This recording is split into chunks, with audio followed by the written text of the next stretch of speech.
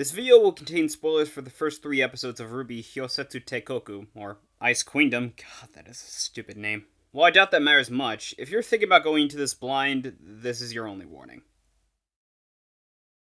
Yo, when can we get Black Rock Shooter in the mix? That'd be fucking hype!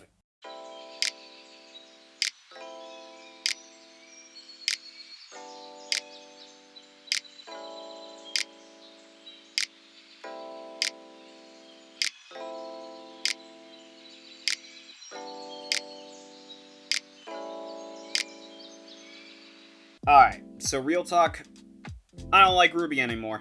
I used to like it back when I was a kid, and as time went on, I just lost interest. Well, I can't say I absolutely hate it. I personally find it disappointing, and nothing people say can change my mind on this. But one day I got recommended a trailer for a 2D animated series around the series of RWBY, to which it honestly looked pretty solid. I was still skeptical, of course. Over the years, I've learned to temper my expectations towards something new so that if it disappoints me, I can't say that I didn't expect it to. So when the first 3 episodes released, I gave them a look-see, and honestly, I've got a bit to talk about with this. Alright, so I'm gonna try to be fair here and not compare this to the original series. Similar to Trinity Soul in Fullmetal Alchemist 2003, I'm more than willing to look at this as its own story as opposed to it being in the shadow of something else.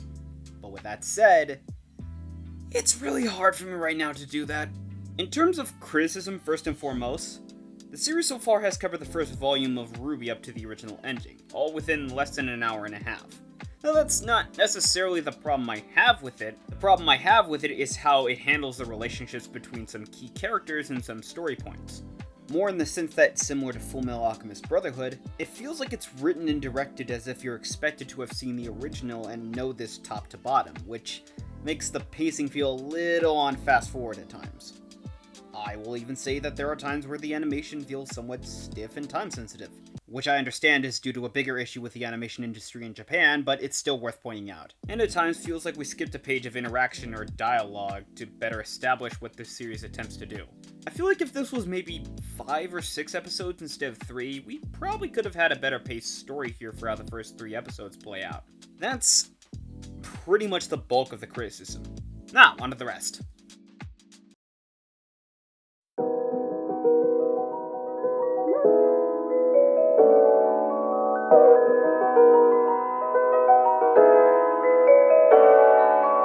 If there is one word to truly describe this series in the first 3 episodes, it's beautiful. The animation, the art, the designs for the characters, all beautiful. The use of coloring throughout the show, especially when the characters, feels vibrant and lush, and distinct. As I've said before, there are times when the animation feels somewhat stiff and time sensitive, but when it looks good.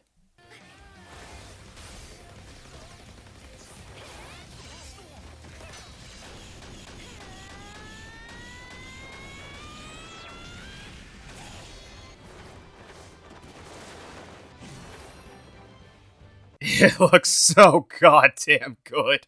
Now, it's not quite as balanced with its animation quality throughout as, well, say something like an anime done by Kyoto Animation, or Studio Colorido, or even Studio Madhouse, but definitely, I could say Studio Shaft and the people involved are indeed doing their best with this. Speaking of, in terms of the story, well, most of it in the first 3 episodes, again, are just covering Volume 1 of the original series. There are parts of it that are indeed creative. Different ideas and concepts are introduced, laying the groundwork for the plot later on, and honestly, it's pretty interesting so far. While I do think the title Ice Queendom is honestly just stupid, I could definitely tell where much of the focus is going to be on, at least for a good portion of the story. And it does a good job of setting that up by having an interesting take on the Shadow Self trope. To those unaware, the Shadow Self trope is a concept used to focus more on character growth and development, by having them confronted with the side of themselves they don't want to see or admit is a part of who they are. A more popular example of this is Persona 4. And while I don't really know exactly where this will go, I will say it's got my interest for the time being. Only time will tell. There's also a new character added that wasn't in the original series. Not sure what her deal is, but she's got a pretty nice design and is honestly an interesting character. But who knows? Maybe what we see here is all they do with her. Or maybe not. Maybe she's vital to the story they're trying to tell. A lot of stuff is really up in the air for this. Personally, whatever routes this series wants to go down, I'm not too sure I'm all for them, really. While the show does look gorgeous at times, as well as shows promise, I'm still in the camp of this might end up being bad down the road.